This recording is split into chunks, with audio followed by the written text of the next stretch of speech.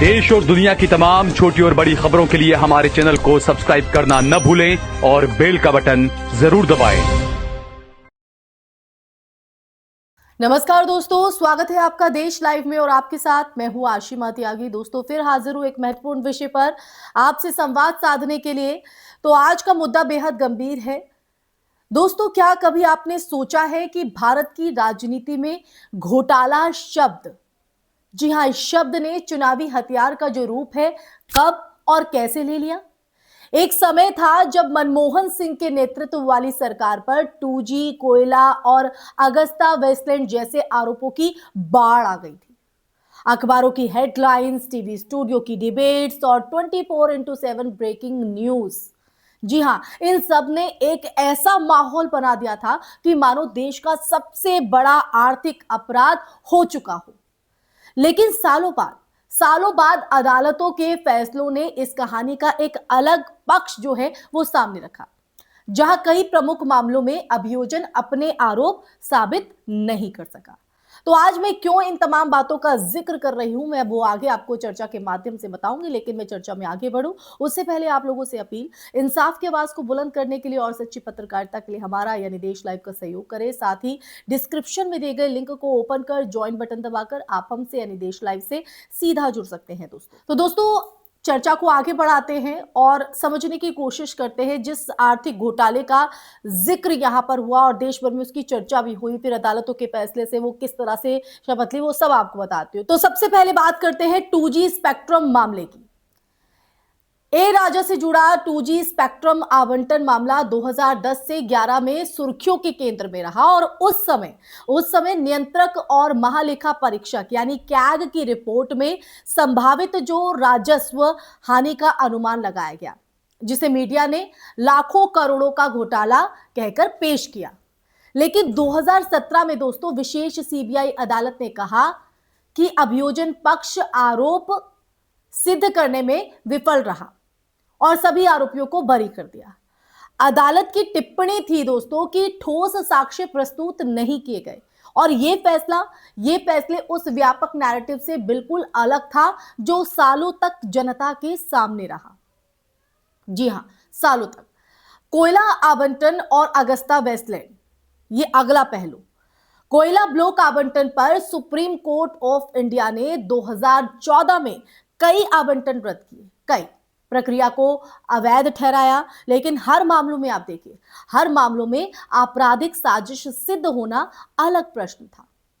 और कई मामलों में ट्रायल लंबा चला और कई स्तरों पर जो अलग अलग फैसले हैं वो सामने आए।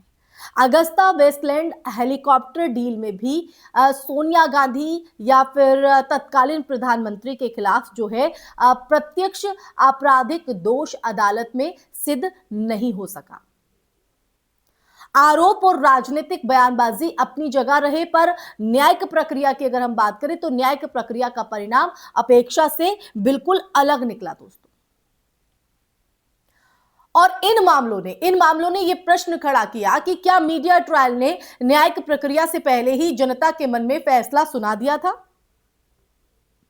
उस दौर में टीवी एंकर्स घोटाले की राशि गिनाते थे, कार्टून और मीम बनते थे और विपक्ष इसे चुनावी मुद्दा बनाता था। लेकिन 2014 के आम चुनाव में नरेंद्र मोदी ने भ्रष्टाचार मुक्त भारत का नारा दिया और सत्ता परिवर्तन हुआ दोस्तों। और आपने देखा कि किस तरह से बड़े जोरों शोरों के साथ सत्ता परिवर्तन हुआ। लोकतंत्र में सत्ता परिवर्तन स्वाभाविक है, लेकिन सवाल यह है दोस्तों कि नैरेटिव निर्माण में मीडिया की भूमिका कितनी निर्णायक रही। अब वर्तमान संदर्भ देखें। पीएम केयर्स फंड को लेकर पारदर्शिता पर बहस हुई। सरकार का यह कहना है कि यह एक सार्वजनिक चैरिटेबल ट्रस्ट है और आरटीआई के दायरे में नहीं आता है।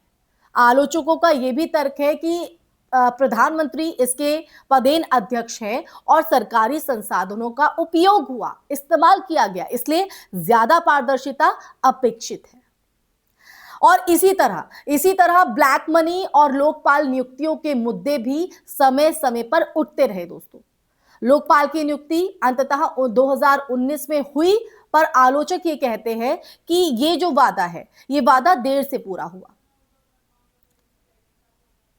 मीडिया पर प्रवर्तन एजेंसियों की जो कार्रवाई, जैसे इन्फोर्समेंट डायरेक्टरेट और सेंट्रल ब्यूरो ऑफ इन्वेस्टिगेशन के जो छापे हैं, ये भी कहीं ना कहीं बहस का विषय रहे हैं दोस्तों। अब दैनिक भास्कर, दिवायर, न्यू क्लिक्स जैसे संस्थानों पर कार्रवाई हुई, जिनके समर्थक इसे प्रेस स्वतंत्रता पर दबाव बताते हैं, जबकि सरकार कहती है कि कानून अपना काम कर रहा है। एनडीटीवी का स्वामित्व परिवर्तन भी मीडिया स्वतंत्रता की बहस में जोड़ा गया दोस्तों। और इतिहास की तरफ अगर हम देखें तो इतिहास हमें बताता है, तो इंदिरा गांधी की तरफ से 1975 में लगाया गया आपातकाल प्रेस सेंसरशिप और नागरिक स्वतंत्रताओं पर कठोर प्रतिबंधों के लिए याद किया जाता है। इंदिरा गांधी का आपको याद होगा वो काल।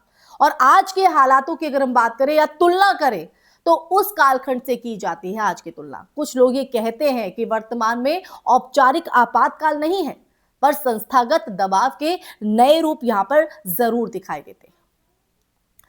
इसके अलावा इसे अतिशयोक्ति भी मानते हैं। अंतर यह है कि तब सेंसरशिप आधिकारिक थी, यानी ऑफिशियली थी, और आज बहस एजेंसियों की सक्रियता कर जांच और कानूनी कार्रवाइयों के प्रभाव पर केंद्रित है। लोकतंत्र में मीडिया, न्यायपालिका, कार्यपालिका के बीच जो बैलेंस है, संतुलन जो है, वो बेहद महत्वपूर्ण है दोस्तों। अगर आरोप सिद्ध ना हो तो सालों तक चले नैरेटिव से हुई राजनीतिक क्षति की जो भरपाई है वो कैसे होगी? और अगर पारदर्शिता के प्रश्न उठे तो उनका उत्तर खुले संवाद से क्यों नहीं दिया जाए? यह भी उतना ही जरूरी है। जी हां, उतना ही जरूरी है कि जांच एजेंसियां निष्पक्ष दिखे और दिखे भी। यह जरूरी है, और शायद तभी भरोसा जो है वो आम जन का कायम किया जा सकता है। तो आखिर में दोस्तों यही कि मुद्दा किसी एक दल या नेता का नहीं है, बल्कि संस्थागत विश्वसनीयता का है। जब आरोप सुर्खियों से बनते हैं और फैसले छोटे कॉलम में छपते हैं, तब लोकतंत्र का जो विमर्श है वो असंतुलित हो जाता है।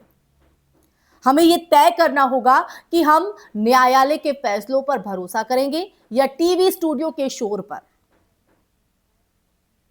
लोकतंत्र की असली ताकत सवाल पूछने की आजादी और जवाबदेही की संस्कृति में है दोस्तों, और यही वो कसौटी है जिस पर हर सरकार, हर मीडिया संस्थान और हर नागरिक को परखा जाना चाहिए। इसी के साथ इस चर्चा में फिलहाल के लिए दोस्तों बस इतना ही। ये चर्चा सुनने के बाद आपके मन में क्या विचार है, आपकी क्या विश्लेषण आपका है, क्या आपका नजरिया है, तो कमेंट सेक्शन में कमेंट करके जरूर बताइएगा दोस्तों। और इस वीडियो को ज्यादा से ज्यादा शेयर कीजिएगा ताकि ये सच देश का हर नागरिक जान सके और उसे सही गलत में फैसला लेना आ सके। इसी के साथ हमारे चैनल देश लाइव को सब्सक्राइब भी कीजिएगा। फिर हाजिर होंगे ऐसी ही चर्चा लेकर, तब तक के लिए अपना ख्याल रखिए। जय हिंद, जय भारत, नमस्कार।